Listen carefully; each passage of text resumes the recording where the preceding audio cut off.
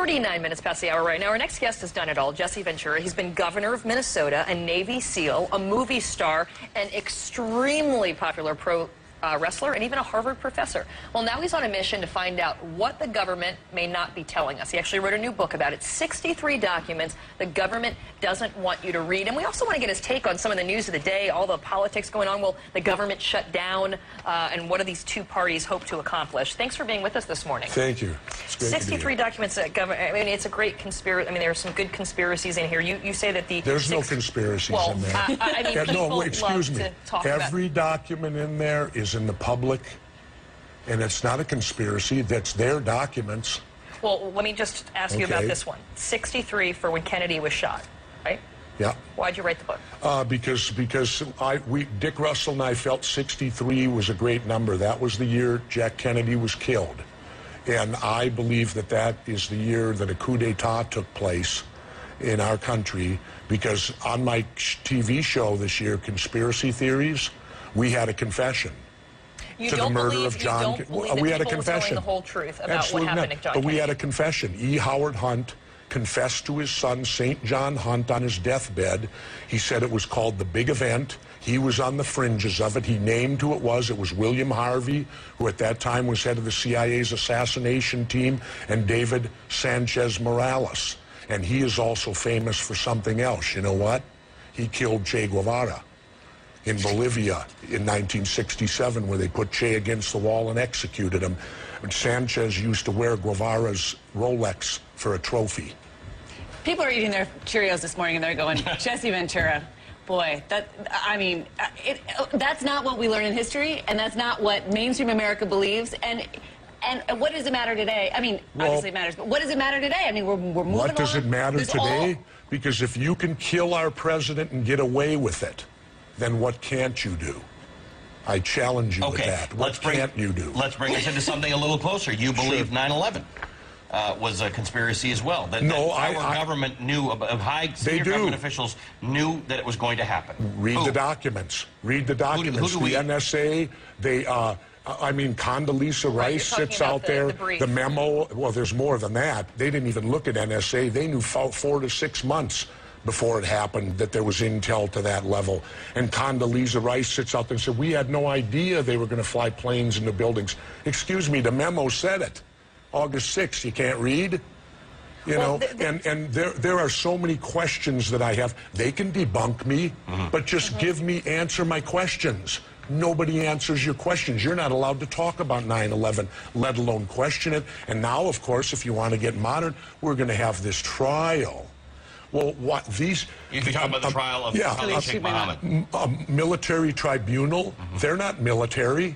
Why are they being tried by the military? That was a murder that took place in New York. That's right, but it would be the equvalent of trying the Hells Angels. Republicans did not allow that. I mean, even people who supported Obama, like Senator Schumer, said this trial cannot take place in New York City. Why? So they really didn't have an option here. Why? Well, there are safety concerns about it. I mean, there was a ton of reasons why. Well, so you're satisfied with a military tribunal, which is different than a regular trial. It'll be done behind closed doors, so we'll never hear the evidence except what they want to tell us.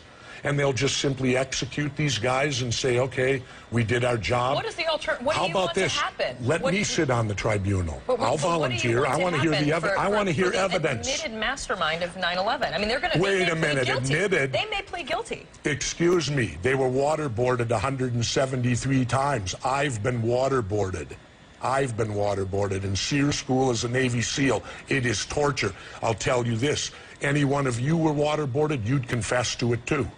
Because that's why they don't allow torture by the police. Because any torture is inadmissible in court. Because when you're being tortured, you will say whatever is required to stop the torture. And we are now a country who tortures. I want to ask you about I want to switch gears, if you don't mind. All right. I want to talk about right now, and I want to talk about what's happening with the new presidential election, 2012. I mean, his supporters want to raise $1 billion.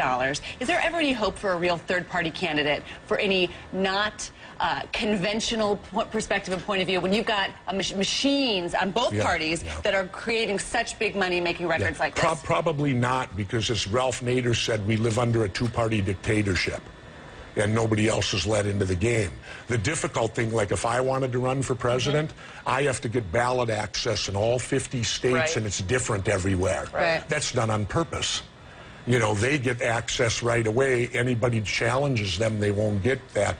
Well, did you hear what I said yesterday? Yeah, you would give it a try, right? No, I said if Ron Paul would quit the Republicans, I would give it serious, I didn't say I would, but I said I'd give serious consideration to running with him. Did you get any response from his camp on that? No, nothing yet. I don't expect to. You know, it's just something. It's you know, no different than Donald Trump saying it. Well, what did you learn as your time as governor? Because, I mean, you basically, you were actually held up as somebody who actually went in there and did shake up the two-party system. You did it in your state. But you know, in some of this, you're critical of what the government is willing and not willing to tell us. What was your experience running a state and how you were able to actually play within that system? Well, of course, I had no support because I had Democrats and Republicans who are the problem. And it was difficult, but I did it. But the key to my running was I only raised $300,000 to become the governor of Minnesota. At that time, the Dems and Repubs spent $12 million. So you can see how unpopular I was with them. You might have a candidate. You can see how unpopular they were. You might have a presidential candidate coming out of Minnesota. What do you think of Michelle Bachmann? She's my congresswoman. I don't think about her. Do you think about anybody who would represent you in Congress? Would you think about her if she were someone else? I don't know.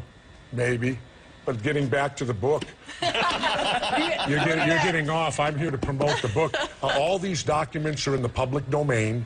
And you like that idea, by the way. You like the WikiLeaks idea. Absolutely. You think everybody should see these documents. Well, did you know how many documents last year the United States of America classified top secret? How many? 16 million. Oh, but come on, you know how 16 much, but do you million. know how much That this garbage means, completely contradicts other garbage that's classified? I mean, there's so much just government crap, of course, you know? But the point is they're abusing this. I have every right to know what my country does and what they do. You want to know why? I pay taxes. I have every right to know what they spend my tax money on. And when you look in this book at what they've been spending your tax money on, you should get angry. Well, it's a very provocative read, Jesse Ventura, along with Dick Russell. 63 documents the government doesn't want you to read. Thanks for being with us this morning. Thank you. Next time, when you come on, try to be a little more provocative for us and really get people talking. I'm outspoken, but last time I checked, we used to have the First Amendment. I'm not sure we do anymore. And I'm just teasing you. I know. Okay. All Jesse right, Ventura, thanks so much. This morning's travel forecast right after the break. It's 46 minutes past the hour.